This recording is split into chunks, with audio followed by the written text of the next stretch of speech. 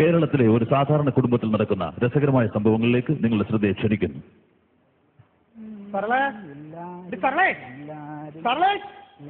എവിടെ പോയി കിടക്കും? ആഹാ എടി എന്തോ എടുക്കുവാടി ഇവിടെ നിന്ന്? മിണ്ടരുത് മിണ്ടരുത്. എന്താ എനിക്കൊരിടത്തൊരു പോകണമെന്ന്? ഓ എന്റെ ശ്രദ്ധ നശിപ്പിക്കാതെ. എന്താടി? ഞാൻ അംഗൻവാടിയിലെ പിള്ളേർക്ക് ഇംഗ്ലീഷിലും മലയാളത്തിലും ഒരു പാട്ട് എഴുതിക്കൊണ്ടിരിക്കുകയാണ്. ഏത് പാട്ട്? എല്ലാരും ചൊല്ലണ കല്ലാണ് നെഞ്ചിലുള്ള കേട്ടിട്ടില്ലേ? അതിനകത്ത് നീ എന്തോ എഴുതാണ്? അത് ഞാൻ ഇംഗ്ലീഷിലും മലയാളത്തിലും ആക്കോ മനുഷ്യ. ഇംഗ്ലീഷ് മലയാളത്തിലോ? നീ ഒന്ന് പാടിയ? നീ പറഞ്ഞോ? എഴുതി വരാൻ പാടിക്കരുത്. എല്ലാരും സ്പീച്ചിന് ചോണാണ് ഹാത്തിയിലെന്ന് ബ്ലാക്ക് ചോണാണ് ഹാത്തിയിലെന്ന് ഞാനൊന്ന് തച്ചിയപ്പോൾ നീല തുയിലിന്റെ ചിറ്റാണ് കണ്ടതയ്യ മോട്ടിച്ചാണ് കണ്ടതയ്യ കൂടാണ് കണ്ടതയ്യ. എന്റെ പൊന്നു സരളെ, ഞാൻ ഒരു കാര്യം പറഞ്ഞോട്ടെ. അംഗൻവാടി കഞ്ഞി വെക്കാൻ പോകുന്ന നീ കഞ്ഞി വെക്കുന്നതായിരിക്കും നല്ലത്. ആവശ്യമില്ലാതെ പാട്ടൊന്നും എഴുതി മലയാള ഭാഷ ഇല്ലാതാക്കല്ലടി. നാടൊരു കുത്തിയാണ് ശരി കേട്ടോ. ഞാൻ അംഗൻവാടി കഞ്ഞി വെക്കുന്നോണ്ട് ഇവിടെ കഞ്ഞി കുടിച്ച് പോകുന്നു. വല്ല തൊഴിലിനും പോകുന്നുണ്ടോ മനുഷ്യ നിങ്ങള്? ശരി, നിന്റെ അത്യാഗ്രഹം കൊണ്ടാ ഞാൻ എല്ലാം വിറ്റുപറക്കി ഗൾഫിൽ പോയത്. അവിടുന്ന് കുത്തുവാള എടുത്ത് ഇവിടെ വന്നപ്പോ നിനക്ക് എന്നെ കണ്ടുല്ലേ? സമ്മതിച്ച് എന്റെ കുഴപ്പം പോട്ട്. എനിക്കൊരു വഴക്കൊന്നും വേണ്ട, ഞാൻ പാട്ട് എഴുതാൻ പോവാ. ആ പിന്നെ നിങ്ങളിപ്പോ മാർക്കറ്റോട് അങ്ങനെ പോകുന്നുണ്ടോ? പോകുന്നെങ്കിലേ വില കൂടിയ കുളിക്കുന്ന ഒരു സോപ്പും വില കൂടിയ ഒരു ടവലും വാങ്ങിച്ചോണ്ട് വരണേ. അതിന്റെ വില കൂടിയ സോപ്പും വില കൂടിയ ടവലും ഞാനെ കൊണ്ട് തോറ്റ്. നിങ്ങൾ പത്രം ഒന്നും വായിക്കാറില്ലേ? അങ്ങനെ വായിക്കാം. ആ വായിക്കണം. ഒരു വീട്ടമ്മ കുളിക്കുന്നത് ഒളിക്യാമറ വെച്ച് ഷൂട്ട് ചെയ്ത് ഇന്റർനെറ്റിൽ ഇട്ടെന്ന്. അതെന്ന് കുറച്ച് ദിവസമായി. അതുപോലെ ഇനി ക്യാമറയും കൊണ്ട് ആരാ എപ്പോഴാ ഇവിടെ വരുന്നതെന്ന് ആർക്കറിയാം. എനിക്ക് വയ്യ അവരെ മുമ്പിൽ നാണക്കേടാൻ. അപ്പൊ അതാ കാര്യമല്ലേ? മനുഷ്യ നീ വന്നേ. കുറെ നാളുകൊണ്ട് ഞാൻ പറയുന്നു ഡൈ ചെയ്തിട്ട് നടക്കണം കേട്ടോ. അതാണ്ട് ഒരു മുടി നരച്ചിരിക്കുന്നു. ഓ പിന്നെ പ്രായം ചെല്ലുമ്പോ മുടിയൊക്കെ നരയ്ക്കും, തൊലിയൊക്കെ ചുറ്റിച്ചുള്ളുന്നു, നല്ലൊക്കെ പോവുകയും ചെയ്യും. എടി നിനക്കും പറ്റുമോ അത് പ്രായം ചെല്ലുമ്പോൾ? പക്ഷേ ഒരു കാര്യത്തിൽ നിനക്ക് നഷ്ടം സംഭവിക്കത്തേ ഇല്ല. ഏത് കാര്യത്തില്? എന്റെ ബുദ്ധി ശക്തി. അതെന്താ? അതുള്ളവർക്കല്ലേ നഷ്ടപ്പെടുത്തുള്ളൂ. ഇവിടെ നിന്ന് വാതകമൊന്നും അടിക്കണ്ട കേട്ടാ. പോയെ അടുക്കളോട്ട് പോയെ. കഞ്ഞി എന്തോ നോക്ക്. ഇതാ ജോലി ഇല്ലെങ്കിൽ അടുക്കള തന്നെ. അങ്ങനെ ജോലി ഇല്ലെങ്കിൽ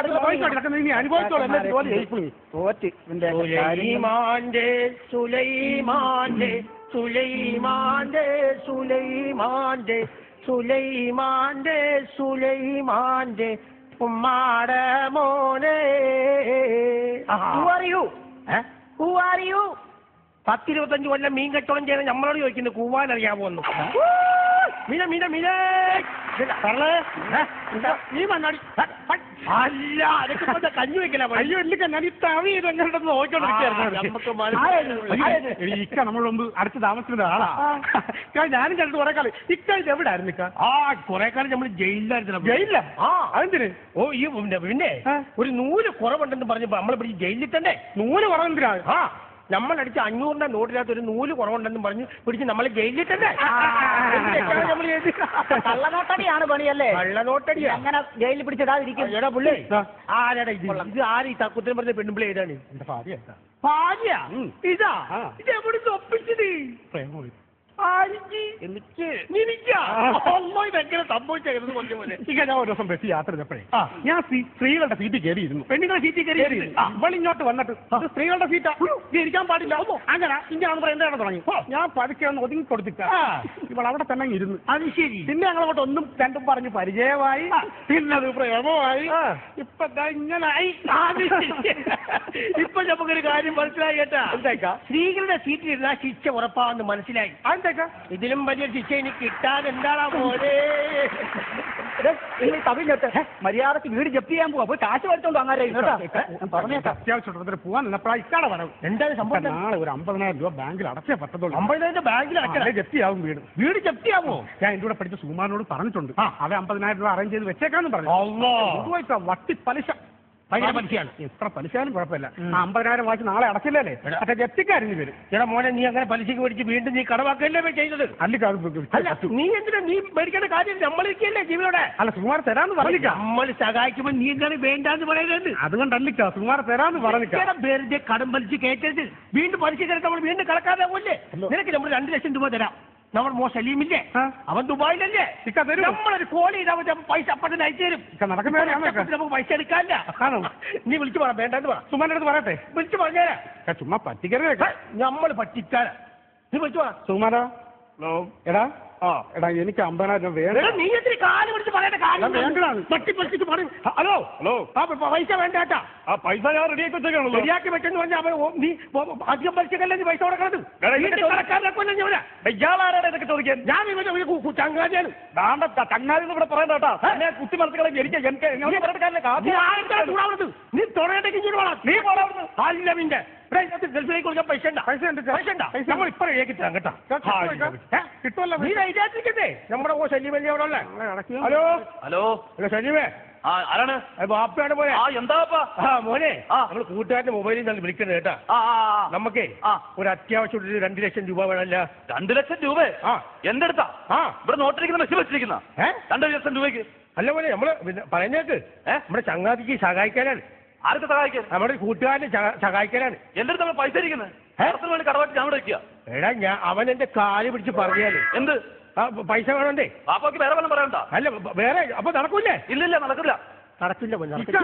എന്തൊക്കെ പണിയായി കാണിച്ചത്? ആ സൂമരം പൈസ തരാന്ന് പറഞ്ഞു അതും ഇല്ലാതാക്കി ഇപ്പൊ ഇക്കടെ മോന് കഴിച്ചു തരത്തില്ലേ? എന്റെ ദൈവം ഞാൻ എന്തോ ചെയ്യും? സഹായം ചെയ്യാന്ന് വെച്ചാൽ ഞാൻ എനിക്ക് വയ്യ. നാളെ എന്നെ വേറെ എന്തെങ്കിലും മാർഗം കൊണ്ട് നോക്കട്ടെ. ദൈവം എന്തെങ്കിലും ഒരു വഴി കാണിച്ചു. മോഹൻലാലിന്റെ വന്ദനം. അതല്ല നമസ്കാരം. ഉറുമ്പ് പൊടിയുന്ന ആൾ വന്നിട്ട് പഞ്ചായത്തിൽ നിന്ന് വിട്ടോ. ഉറുമ്പ് ദിവ്യനാണ് ഇദ്ദേഹം. ഒരു ദിവ്യനാണ്. ദിവ്യ ഉണ്ണിയാണ് അതിനെ നെഞ്ചത്തിരിക്കാനല്ലെന്ന്. ദിവ്യ ശക്തികളുള്ള ഒരു സിദ്ധനാണ്. നിനക്ക് പറ്റിയ ആളുകൾ വന്നിട്ട് ഇതുവരെ തട്ടിപ്പറ്റി ആരാണ് ഇതൊക്കെ? നമസ്കാരം. അല്ലെങ്കിൽ നിങ്ങൾ ആരാന്റെ പറഞ്ഞു? ആരാണ് ഇദ്ദേഹം അറിയില്ലേ? ഇദ്ദേഹം ഒരു സിദ്ധനാണ്. ഒരുപാട് ദിവ്യശക്തികളുള്ള ഒരു സിദ്ധനാണ് ഇദ്ദേഹം. ആണ്. ചുമ്മാതാണ് പറ്റിക്കാൻ നടക്കുന്ന ആൾക്കാരെ ഞങ്ങളുടെ വീട്ടിൽ കയറി വന്നിട്ട് ഉടനെ ആവശ്യമായിട്ടൊന്നും പറയട്ടാ. ഞങ്ങൾ നോക്കിക്കോളാം. സ്വാമിമാരൊന്നും നിന്ദിക്കാൻ പാടില്ല. നമ്മളെന്താ പറഞ്ഞു? നിങ്ങളെന്തിനാ അവിടെ കൂടെ വന്നിട്ട് സംസാരിക്കുന്നത്? കള്ളന്മാരായിക്കൊണ്ടേ ആൾക്കാരെയൊക്കെ വീട്ടിൽ വിളിച്ചു സ്വാമിമാരെ രക്ഷിക്കണം. ആകപ്പാടെ ബുദ്ധിമുട്ടാ. എന്റെ ഭർത്താവിന് യാതൊരുവിധ വിശ്വാസവും ഇല്ല. ഇവിടെ നിങ്ങൾ ഒന്ന് പരിഹരിച്ചു തരണം. നമ്മുടെ നാട്ടിലുള്ള സാമ്പത്തിക ബുദ്ധിമുട്ടുകൾ പരിഹരിക്കുക എന്നുള്ളതാണ് ഈ സ്വാമിയുടെ ഉദ്ദേശം. കള്ളത്തിനും പറഞ്ഞ് നിങ്ങൾ എന്ത് കാണിക്കാൻ? നിങ്ങൾക്ക് എന്ത് ശിക്ഷയാണ് ഇവിടെ ഉള്ളത്?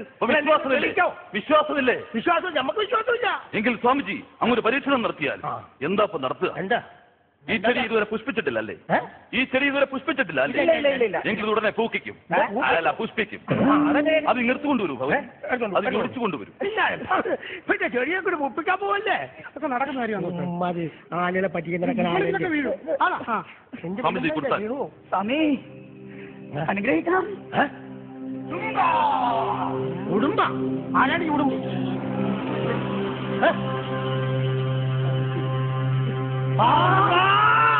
ഇത് ഭയങ്കര സംഭവമല്ല. ഇതൊന്നുമല്ല. ഇത് ഒരുപാട് ദിവ്യശക്തികൾ സ്വാമിയുടെ മക്കളുണ്ട്. സ്വാമിയുടെ മക്കളുണ്ടോ? ഇത് വേറെ സ്വാമിമാരെ ഇവിടെ ഭയങ്കര സാമ്പത്തിക നഷ്ടം. വീട്ടില് സാമ്പത്തികമില്ല. സാമ്പത്തികം ഇരട്ടിപ്പിക്കുന്നുള്ള ഒരു ദിവ്യ അറയുടെ ഉടമയാണ് ഈ സ്വാമി. അവനെ കാണിക്കാൻ പറ്റുമോ? ഒന്ന് കാണിക്കാൻ പറ്റുമോ? സർക്കാർ നിങ്ങളുടെ കയ്യിലുള്ള എന്തെങ്കിലും സാമ്പത്തികം നമ്മളിപ്പം നമ്മുടെ ഒരു 100 ഇരട്ടിപ്പറ്റി തരുവാണെങ്കിൽ മാത്രം നമ്മളില്ലാത്തില്ല. ഈ അറയിലേക്ക് നിക്ഷേപിക്കൂ. ഇരട്ടിപ്പറ്റി തരുമോ? തീർച്ചയായും 100 കിട്ടുമല്ല. വിശ്വാസം വേണം. സ്വാമിജിയിൽ വിശ്വാസം വേണം. നമ്മൾ ചെറിയൊരു സംഭവം കാണിച്ചപ്പോൾ നമുക്ക് വിശ്വാസം നിക്ഷേപിച്ചു. 200 തന്നില്ലെങ്കിൽ സ്വാമിയെ നോക്കിക്കാം.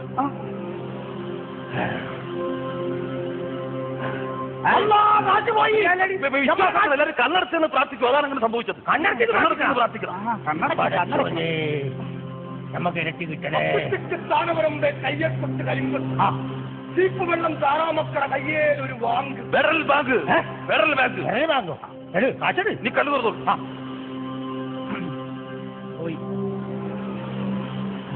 ഇത് നമ്മൾ തന്നെ 100 ഇതിന്റെ ബാക്കി വേറെ 100.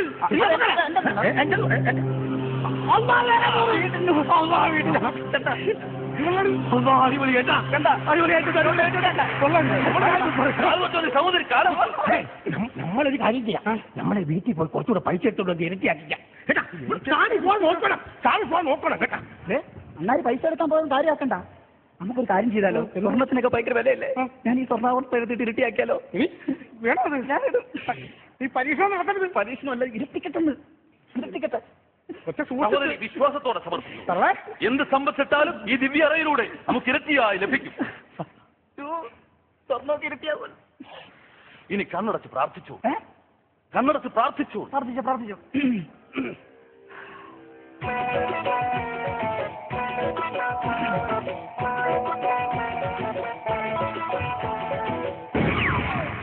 അല്ലോ എവിടെ സ്വാമി? എവിടെ എവിടെ സ്വാമി? എവിടെ സ്വാമി കണ്ടു തുറക്കണ്ടെന്ന്. സ്വാമി പറഞ്ഞു കണ്ടു തുറക്കണ്ട. സ്വാമി എവിടെ? ഈ സ്വാമി പോയാ? സ്വാമി പോയാ എന്നോടാണ് ചോദിക്കണേ. സ്വാമി പോയി നിനക്ക് തൃപ്തിയായില്ലേ? ഇരുന്ന പൈസ സ്വർണ്ണം വരെ ഊരി ഇട്ടിട്ടാണ് എല്ലാം പോയോ? എല്ലാം പോയി. അത് തന്നെ പേരോടാക്കി മാറേ. നിങ്ങളൊന്ന് അടങ്ങ്. നാളത്തെ പത്രം നിങ്ങൾ കണ്ടോണം. സ്വാമിയെ പോലീസ് പിടിച്ചുള്ള വാർത്ത ആക്കാം. അങ്ങനെയാണെന്നാ അങ്ങാരുടെ ആ ദിവ്യ അറയിലേക്ക് ഞാൻ ഇട്ടത് മുക്ക് കൊണ്ടായിരുന്നു. അടിച്ചതിലും വലുതാണല്ലോ പുറത്തിലിരുന്നത്.